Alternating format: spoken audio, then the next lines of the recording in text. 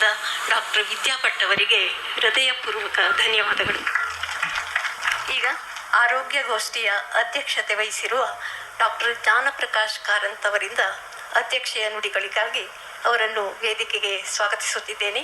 ಅದಕ್ಕೂ ಮುನ್ನ ಅವರ ಕುರಿತು ಒಂದೆರಡು ಮಾತುಗಳು. ಶಿರಸಿಯ ಪ್ರತಿಷ್ಠಿತ TSS ಆಸ್ಪತ್ರೆಯಲ್ಲಿ ಮುಖ್ಯಸ್ಥರಾಗಿ ಕಾರ್ಯನಿರ್ವಹಿಸುತ್ತಿದ್ದಾರೆ. ಶಿರಸಿಯ ಹಾಗೂ ಸುತ್ತಮುತ್ತಲಿನ ಜನರ ಬಾಯಲ್ಲಿ ಸದಾ ಈಗ ಕೇಳಿ ಬರುತ್ತಿರುವ ಹೆಸರು ಕಾರಂತ್ ಡಾಕ್ಟರ್ ಎನ್ನುವುದು. ಜನಾನುರಾಗಿ ವೈದ್ಯರಾಗಿ ಹೆಸರು ಮಾಡಿದವರು. ಡಾಕ್ಟರ್ ಮತ್ತು ರೋಗಿಯ ನಡುವಿನ ಸಂಬಂಧ ಹೇಗಿರಬೇಕೆಂದರೆ ಡಾಕ್ಟರ್ ಮಾತಿನಿಂದಲೇ ಅರ್ಧ ರೋಗ ವಾಸಿಯಾದಂತೆ ಇರಬೇಕು ಅಂತ ಹೇಳ್ತಾರೆ.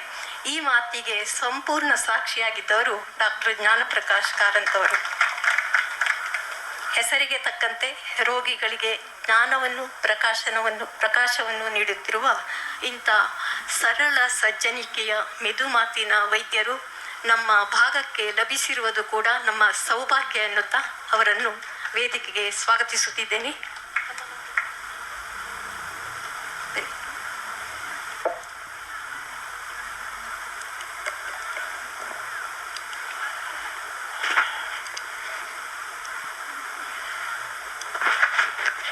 ವೇದಿಕೆ ಮೇಲೆ ಆಸೀನರಾದ ಗಣ್ಯರು ಹಾಗೂ ನೆರೆದಂಥ ಸಭಿಕರಿಗೆ ನನ್ನ ನಮಸ್ಕಾರಗಳು. ಆ್ಯಕ್ಚುಲಿ ಭಾಳ ಪರಿಚಯ ಭಯಂಕರ ಕೊಟ್ಟರು, ಆ ರೀತಿ ಏನೂ ಇಲ್ಲ. ನಾನು ಇನ್ಫ್ಯಾಕ್ಟ್ ವೆಂಕಟಾಚಲ ಭಟ್ರವರು ಮತ್ತು ಜನಾರ್ದನ್ ಆಚಾರ್ಯ ಅವರು ಕರೀಲಿಕ್ಕೆ ಬಂದರು ಲಾಸ್ಟ್ ಮಂತ್ ಹಿಂಗೆ ಕಾರ್ಯಕ್ರಮಕ್ಕೆ ಅಂತೇಳಿ. ನಾನು ಆವಾಗಲೇ ಹೇಳಿದೆ, ಒಂದು ಮೇಡಮ್ ಇದ್ದಾರೆ, ನಾವು ಲಾಸ್ಟ್ ಈಗ ಮೇಡಮ್ ಹೇಳ್ದಂಗೆ ನಮ್ಮ ಆಸ್ಪತ್ರೆಯಲ್ಲೇ ಈಗ ಕಾಸ್ಮೆಟಿಕ್ ಗೈನಕಾಲಜಿ ಇನೋಗ್ರೇಷನಿಗೆ ಬಂದಾಗ ಅವ್ರ ಮಾತು ನೋಡಿದ್ದೇನೆ. ಅವ್ರ ಮಾತು ಒರೇಟರ್ಶಿಪ್ ಇದ್ದದ್ದು ಅಷ್ಟು ನಾಲೆಜಬಲ್ ಇರೋ ಮುಂದೆ ನಾವೇನು ಮಾತಾಡಬೇಕು ಮತ್ತು ಅಧ್ಯಕ್ಷತೆ ಆಗಿ ನನಗೆ ಹೇಗೆ ನಾವು ಇಲ್ಲಿ ಇರಬೇಕು ಅಂತೇಳಿ. ನಂದು ಒಂದೇ ಇದಕ್ಕೆ ಅಂದರೆ ದೊಡ್ಡ ಡಾಕ್ಟರ್ ಸನ್ಮಾನ ಅಂತಂದರು. ಅದು ನನಗೆ ಇಲ್ಲಿ ನಾನು ಈ ಉಪಸ್ಥಿತ ಇರೋದು ನನಗೆ ತುಂಬ ಹೆಮ್ಮೆ ಆಗ್ತಾ ಇದೆ. ಮತ್ತು ಸರ್ ಬಗ್ಗೆ ಈಗ ಪರಿಚಯ ಕೊಟ್ಟದ್ದಕ್ಕೆ ಏನೂ ಅಲ್ಲ ಅಂತ ಹೇಳ್ತೇನೆ. ಅವ್ರ ಪರಿಚಯ ಆ್ಯಕ್ಚುಲಿ ಅವರು ನಾನು MBBS ಸೇರಿದಾಗ ನಾನು ಅವ್ರ ಹತ್ರ ಪೇಷಂಟಾಗಿ ಹೋಗ್ತಾ ಇದ್ದೆ. ನಾನು ವಾಪಸ್ ಸಿರ್ಸಿಗೆ ಬಂದ ಮೇಲೆ ಆವಾಗ ಹೋಗ್ತಾ ಇರೋದು.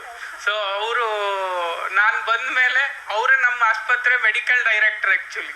ಸೊ ಮೆಡಿಕಲ್ ಡೈರೆಕ್ಟರ್ ಅವ್ರ ಮುಖಾಂತರ ನಾವು ಅವ್ರ ಹತ್ರ ಪರ್ಮಿಷನ್ ಕೇಳಿ TSS ಆಸ್ಪತ್ರೆ ಸೇರಿರೋ ಭಾಗ್ಯನೂ ನನಗೆ ಭಗವಂತ ನೀಡ್ದ ಅಂತ ಹೇಳಲಿಕ್ಕೆ ಬಯಸ್ತೇನೆ.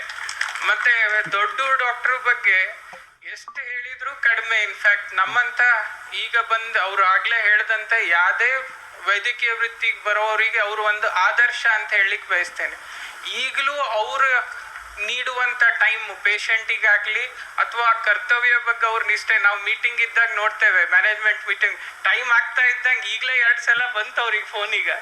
ಅವ್ರು ಆವಾಗಲೇ ಪೇಷಂಟ್ ಕಾಯ್ತಾ ಇರ್ತಾರೆ, ನನ್ಗೆ ಹೋಗಬೇಕು ಅಂತ ಹೇಳೋ ರೀತಿಯಲ್ಲಿ ಅಷ್ಟು ಇದು. ಮತ್ತು ಇಷ್ಟು ವಯಸ್ಸಾದ್ರೂ 70+ ಇದ್ದಾರೆ ಅವರು.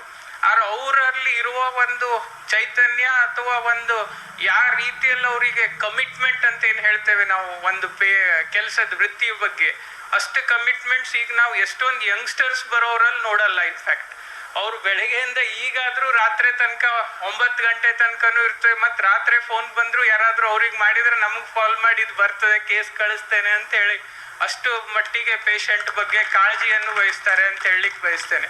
ಮತ್ತೆ ಒಂದು ಚಿಕ್ಕ ಉದಾಹರಣೆ ಇದ್ರೆ, ಇದು ಈ ತರ ಬಹಳ ಇದೆ ಉದಾಹರಣೆ ನಾನು ನೋಡ್ತಾ ಇರ್ತೇನೆ. ಯಾಕಂದ್ರೆ ಅವರು ನಮ್ಮ ಆಸ್ಪತ್ರೆ ಪೇಷಂಟ್ಸ್ ಅವರಲ್ಲಿ ಇರೋರು ಏನಾದ್ರು ಸೀರಿಯಸ್ ಆದಾಗ ಬಂದಾಗ ಇದರಲ್ಲಿ ನೋಡ್ತಾ ಇರೋದ್ರಿಂದ ಈಗ ನಮ್ಮ ಮೆಡಿಕಲ್ ಫೀಲ್ಡಲ್ಲಿ ಈಗ ಏನಂದ್ರು, ಮೊದಲು ಅವರು MBBS ಮಾಡಿ ಬಹಳ ಕಡಿಮೆ ಜನ ಇದ್ರು. ಇವು ಸಿರ್ಸಿ ಕುಮಟಾ ಇದರಲ್ಲೇ ಬರೀ ಹಿರಿಯ MBBS ಡಾಕ್ಟರ್ ಕೈ ಬೆರಳಿಗೆ ಅಷ್ಟು 4-5 ಜನ ಇದ್ರು.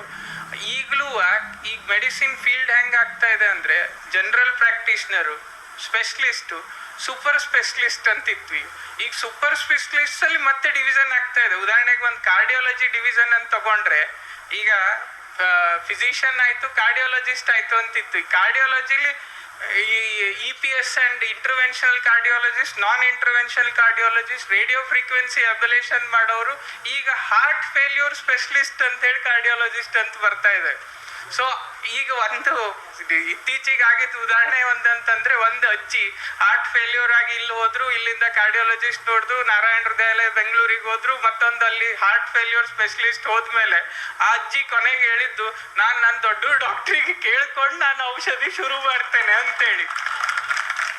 ಸೊ ಅಷ್ಟರ ಮಟ್ಟಿಗೆ ವಿಶ್ವಾಸ ಒಂದು ಪೇಷಂಟಿಗೆ, ಏನು ಪೇಷಂಟ್ ಮತ್ತೆ ಡಾಕ್ಟರ್ ರಿಲೇಶನ್ಶಿಪ್ ಏನು ಇರಬೇಕು ಐಡಿಯಲ್ ಆಗಿ, ಅದು ಈಗ ನಾವು ಬಹಳ ನೋಡೋದಿಲ್ಲ. ಆಕ್ಚುಲಿ ಎರಡೂ ರೀತಿ ಕಡೆಯಿಂದ ವೇರಿಯೇಷನ್ ಆಗ್ತಾ ಇರ್ತದೆ. ಪೇಷಂಟ್ ಕಡೆಯಿಂದನೂ ಡಾಕ್ಟರ್ ಕಡೆಯಿಂದನೂ ನಾವು ಎರಡೂ ಕಡೆ ಕೈ ಸೇರಿದ್ರೆ ಮಾತ್ರ ಚಪ್ಪಾಳೆ ಅಂದಂಗೆ ಎರಡೂ ಕಡೆಯಿಂದ ಈಗ ದೂರ ಆಗ್ತಾ ಇದ್ದೇವೆ.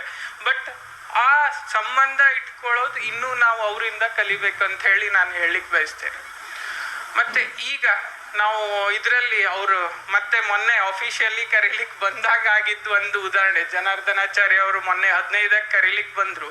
ನಾನು ಅಲ್ಲಿ OPD ಅಲ್ಲಿ ಇದ್ದಾಗೆ ಒಂದು ಜಸ್ಟ್ ಆಗಿದ್ದ ಇನ್ಸಿಡೆನ್ಸ್ ಅಂತಂದ್ರೆ, ಬಂದಾಗ ಒಂದು ಆ ದಿವಸ ಸಂಕ್ರಾಂತಿ ಹತ್ರ ಇಲ್ಲೂ ಮಳೆ ಆಗಿತ್ತಲ್ಲ, ಜಸ್ಟ್ ಸ್ವಲ್ಪ ಮಳೆ, ಒಂದು ಮಧ್ಯಾಹ್ನ ಒಂಚೂರು ಮಳೆ ಆಗಿತ್ತು, ಮೋಡ ಇದು ಆಗ್ತಾ ಇತ್ತು. ನಾನು ಆ ದಿವಸ ಮಾಸ್ಕ್ ಹಾಕ್ಲಿಲ್ಲ. ಡಾಕ್ಟರ್ ಏನೋ ಬೇರೆ ಆಯ್ತು ಅಂತ ಹೇಳಿ ಬೇರೆ ತರ ಕಾಣ್ತೀರಿ ಅಂತಂದ್ರು. ನಾನು ಮೋಡ ಎಲ್ಲ ಆದಂಗೆ ಸ್ವಲ್ಪ ಮಾಸ್ಕ್ ಹಾಕ್ಲಿಲ್ಲ ಇವತ್ತು ನಾನು ಅಂತಂದೆ. ಸೂರ್ಯ ಇದಿರಲ್ಲ ಅದಕ್ಕೆ ಬೇರೆ ಕಾಣ್ತಾ ಇದ್ದೇನೆ. ಇಲ್ಲ, ಕೋವಿಡ್ ಆದ್ಮೇಲೆ ಸ್ವಲ್ಪ ಮಾಸ್ಕ್ ಹಾಕೊಂಡಿರ್ತೇವೆ ಎಲ್ಲ ಪೇಷಂಟ್ಸ್ ಅದೇ ಇರೋದಕ್ಕೆ.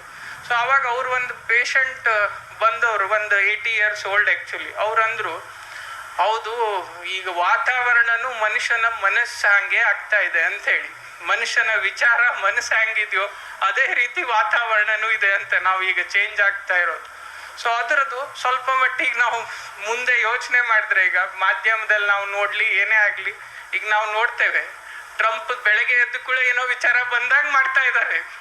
ಈ ನಾವು ಎಕ್ಸ್ಟರ್ನಲ್ ಅಫೇರ್ಸ್ ತಗೊಳ್ಳಿ, ಏನೇ ಈಗ ಆಗ್ತಾ ಇರೋದು ಜಾಗತಿಕ ಇದ್ರೆ, ಎಕನಾಮಿಕ್ ಸ್ಯಾಂಕ್ಷನ್ಸ್ ಅಂದ್ರು, ಟ್ಯಾರಿಫ್ ಅಂದ್ರು, ಆ ಒಂದು ವೆನಿಜುಲಾ ಮೇಲೆ ಅಟ್ಯಾಕ್ ಅಂದ್ರು, ಈಗ ಇರಾನ್ ಮೇಲೆ ಅಟ್ಯಾಕ್ ಬರ್ಬೋದು.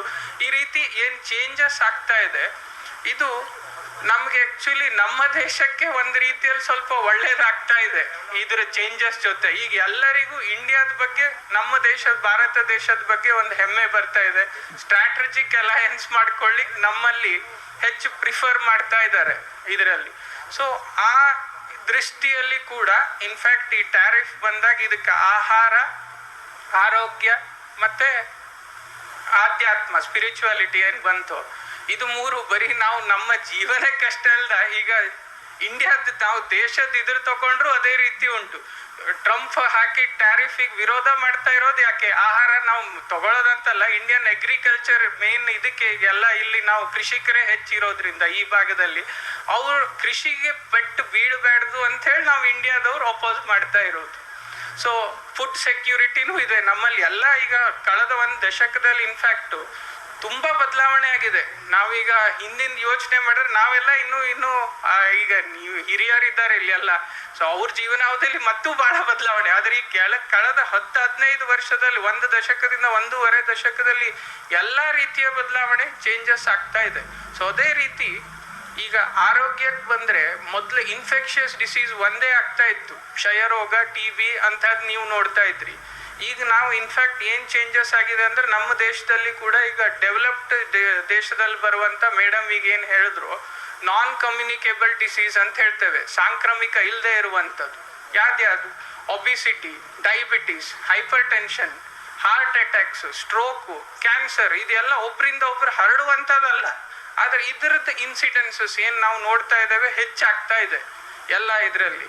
ಇದಕ್ಕೆ ಮೇಜರ್ ಕಾರಣ ಅಂತಂದ್ರೆ ಆಹಾರ ಪದ್ಧತಿಯಲ್ಲಿ ಬದಲಾವಣೆ, ನಮ್ಮ ಜೀವನ ಶೈಲಿಯಲ್ಲಿ ಬದಲಾವಣೆ ಆಗ್ತಾ ಇರೋದೇ ಮೇನ್ ಕಾರಣ ಅಂತ ಹೇಳ್ತೇವೆ. ಇಂಡಿಯಾ ಈಗ ಮೇಡಮ್ ಆಗ್ಲೇ ಹೇಳಿದ್ರು ಡಯಾಬಿಟಿಸ್ ಕ್ಯಾಪಿಟಲ್ ಅಂತೇಳಿ.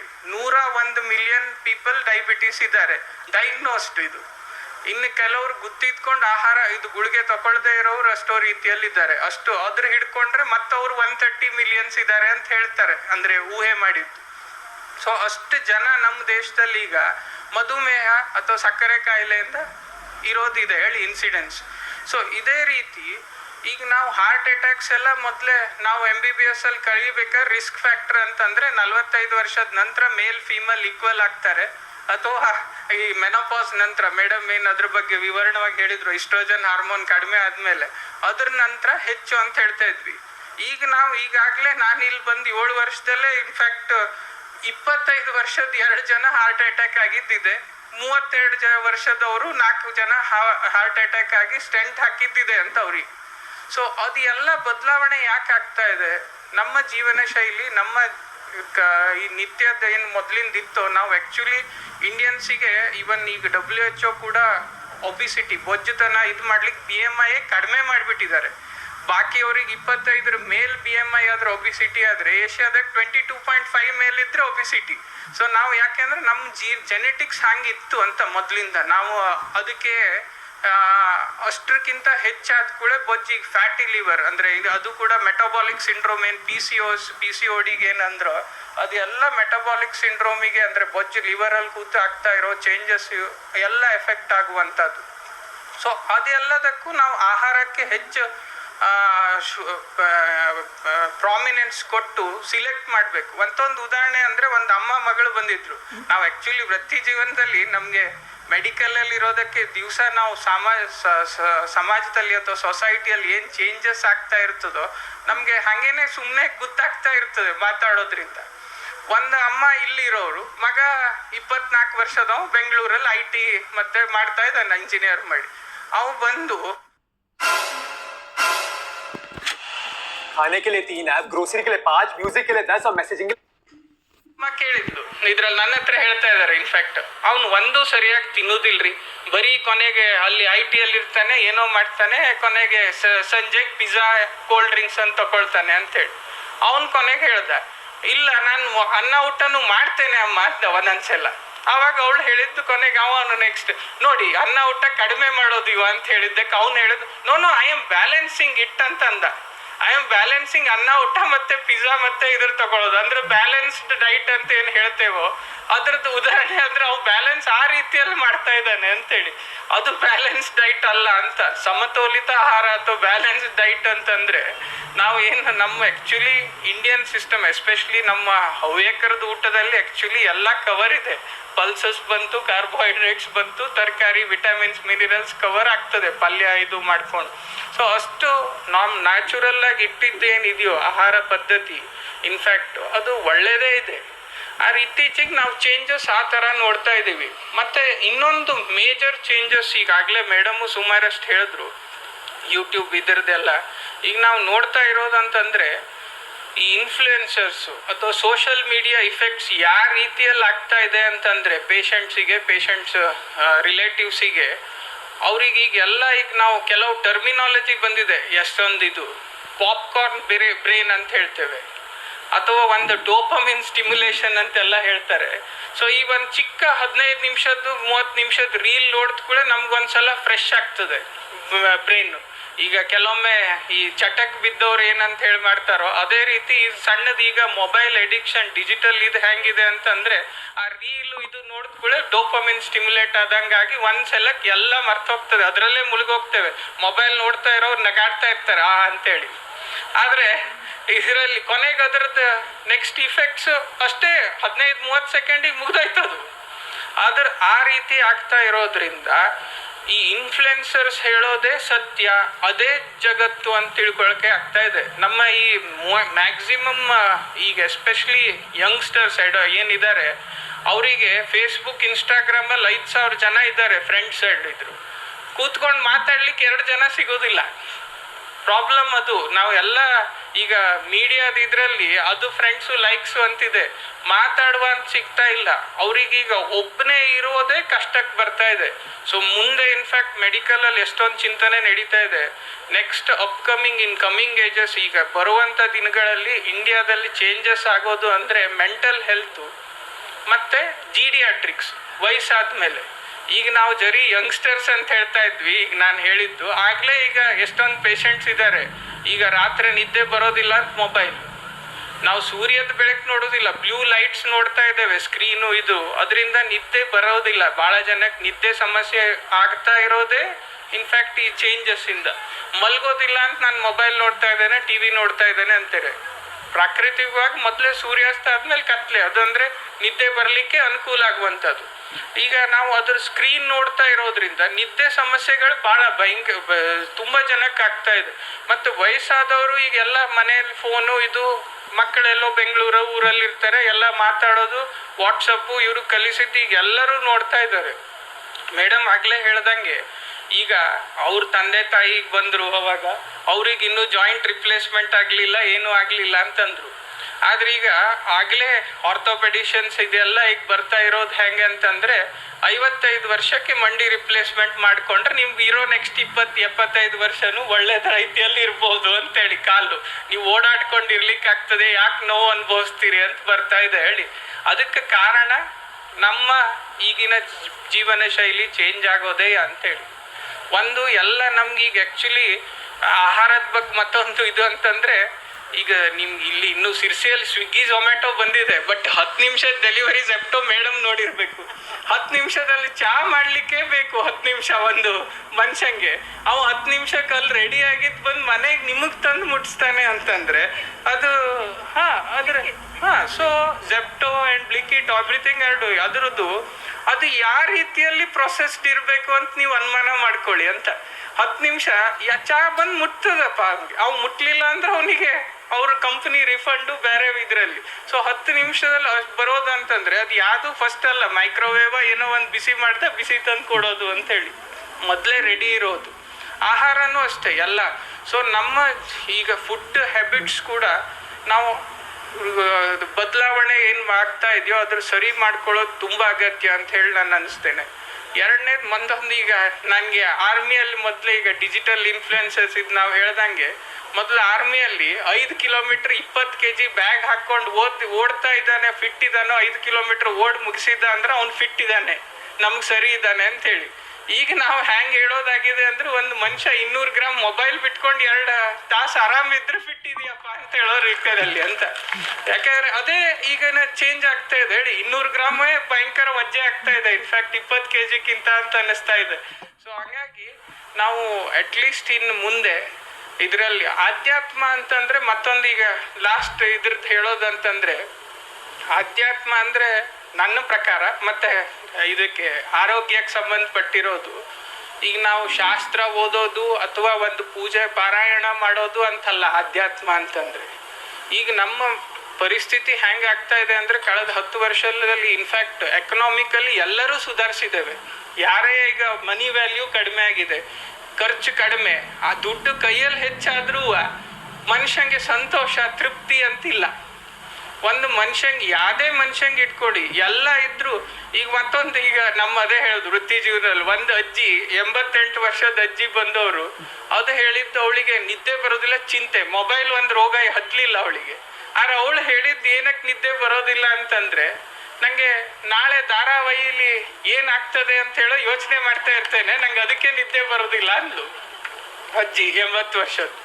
ಮತ್ತೊಂದು ಅಜ್ಜಿ, ನನಗೆ ಬಾಕಿ ಎಲ್ಲ ದೇವ್ರ ಮೊಮ್ಮಕ್ಕಳು ಮಿಮ್ಮಕ್ಕಳು ನೋಡಾಯ್ತು, ಇದರಲ್ಲಿ ನನಗೆ ನಿದ್ದೆ ಬರೋದಿಲ್ಲ. ಯಾಕೆ ಅಂತಂದ್ರೆ ನನಗೆ ಏನು ಮಾಡಬೇಕು ಅಂತ ಗೊತ್ತಾಗೋದಿಲ್ಲ ಬದುಕೋದಲ್ಲಿ ಬದುಕೊಂಡು ಅಂತ ಹೇಳಿ ಈಗ ಅಂತ ಹೇಳಿದ್ರು. ಸೊ ಆ ರೀತಿಯಲ್ಲಿ ನಮ್ಮ ಈ ಎಲ್ಲ, ಈಗ ನಾವು ಇನ್ಫ್ಯಾಕ್ಟ್ ಒಂದು ಮಕ್ಕಳಿಂದ ಹಿಡಿದು ಈಗ ವಯಸ್ಸಾದವ್ರವರೆಗೂ ಅವ್ರವ್ರದೇ ರೀತಿದು ಪ್ರೆಷರ್ಸ್, ಸ್ಟ್ರೆಸ್ ಲೆವೆಲ್ ಹಾಕ್ಕೊಂಡಿದೆ. ಏನೇ ಕೇಳಿದ್ರು ಉತ್ತರ ನನಗೆ ಈ ಒತ್ತಡ ಆಗ್ತಾ ಇದೆ ಅಂತ ಹೇಳಿ, ಕೆಲಸದ ಒತ್ತಡ ಇರೋದು. ಇನ್ನೊಂದು ಮೇಡಮ್ ಹೇಳಿದ್ರು, ಮಕ್ಕಳ IVF ಆಯ್ತು, ಮಕ್ಕಳಿದ್ದವರಿಗೂ ನೆಮ್ಮದಿ ಇಲ್ಲ, ಈಗ ಮಕ್ಕಳು ಇಲ್ಲದೆ ಇರೋರಿಗೂ ನೆಮ್ಮದಿ ಇಲ್ಲ, ಆ ರೀತಿ ಆಗಿದೆ ಈಗ. ಇನ್ಫ್ಯಾಕ್ಟ್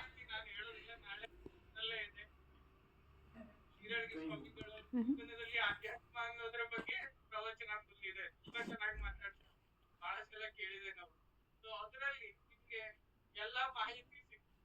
ಸೊ ಈಗ ಇನ್ಫ್ಯಾಕ್ಟ್ ನಾವು ಏನ್ ಮಾಡ್ಬೇಕಂತಂದ್ರೆ, ನಮ್ಮ ಆಹಾರ ಪದ್ಧತಿಯನ್ನು ಸುಧಾರಿಸ್ಕೊಳ್ಬೇಕು.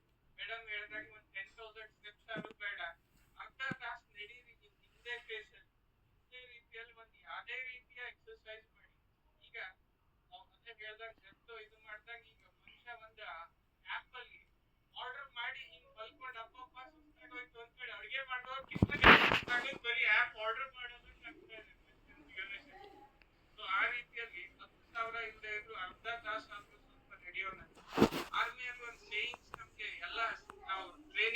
ಹೋದಾಗಿಂದ ಹೇಳ್ತಿದ್ರು. In fact if you sweat more in peace you will bleed less in war ಅಂತ ಹೇಳಿ. ನೀವು ಪೀಸ್ ಸ್ಟೇಷನ್ ಅಂತ ಇರ್ತದೆ ಆರ್ಮಿಯಲ್ಲಿ, ಯುದ್ಧ LC ಅಥವಾ ಬಾರ್ಡರ್ಸ್ ಅಂತ ಇಲ್ಲದೆ ಇರುವಾಗ ನೀವು ಎಷ್ಟು ವ್ಯಾಯಾಮ ಮಾಡಿ ಎಷ್ಟು ಕಸರತ್ ಮಾಡಿ ನಿಮ್ಮನ್ನ ನೀವು ಫಿಟ್ ಇಟ್ಕೊಳ್ತಿರೋ ಅಷ್ಟು ನೀವು ಯುದ್ಧ ಆದಾಗ ನಿಮ್ ರಕ್ತ ಹರಿಯುವುದಿಲ್ಲ ಅಂತ, ನೀವು ಎದರಿಂದ ರಕ್ತ ಹರಿಸಬಹುದು ಅಂತ ಹೇಳೋ ರೀತಿಯಲ್ಲಿ ಹೇಳ್ತಾರೆ ಸೇಯಿಂಗ್ಸ್. ಈಗ ನಾವು ಇನ್ಫ್ಯಾಕ್ಟ್ ಈಗಿನ ಇದ್ರಲ್ಲಿ ಎಸ್ಪೆಷಲಿ ನಾವು ಈ ನೆಕ್ಸ್ಟ್ ಜನರೇಷನ್ ಗೆ ಇನ್ಫ್ಯಾಕ್ಟ್ ಇದ್ರಲ್ಲಿ ಸ್ಟ್ಯಾಟಿಸ್ಟಿಕಲಿ ಇಂಡಿಯಾದಲ್ಲಿ ಈಗ ಮಾರ್ಟಾಲಿಟಿ ಲೈಫ್ ಎಕ್ಸ್ಪೆಕ್ಟೆನ್ಸಿ ಏನಿದೆ ಹೆಚ್ಚಾಗಿದೆ. 64 ಇದ್ದಿದ್ದು 25 ಪ್ರಕಾರ 68 ವರ್ಷ. ಈ ಭಾಗದಲ್ಲಿ ಬಹಳ ಇನ್ನು ಏಜ್ ಆದವ್ರು ಬಹಳ ಇರ್ತಾರೆ. ಬಟ್ ನಾವು ನೆಕ್ಸ್ಟ್ ಜನರೇಷನ್ ಮೇ ಬಿ ಅಪ್ಪ ಅಮ್ಮನಷ್ಟು ವಯಸ್ಸು ಮಕ್ಕಳಿಗೆ ಇರೋದಿಲ್ಲ ಅಂತ ಈಗಿನ ಪದ್ಧತಿ ಇರ್ಲೇ ಮುಂದುವರೆಸಿದ್ರೆ ಅವ್ರ ಈ ಜೀವನಾವಧಿ ಇನ್ಫ್ಯಾಕ್ಟ್ ಕಡಿಮೆ ಆಗ್ತದೆ ಅನ್ಸ್ತದೆ ಇದೇ ರೀತಿ ನಾವು ಮುಂದುವರೆಸಿದ್ರೆ. ಸೊ ನಾವೀಗ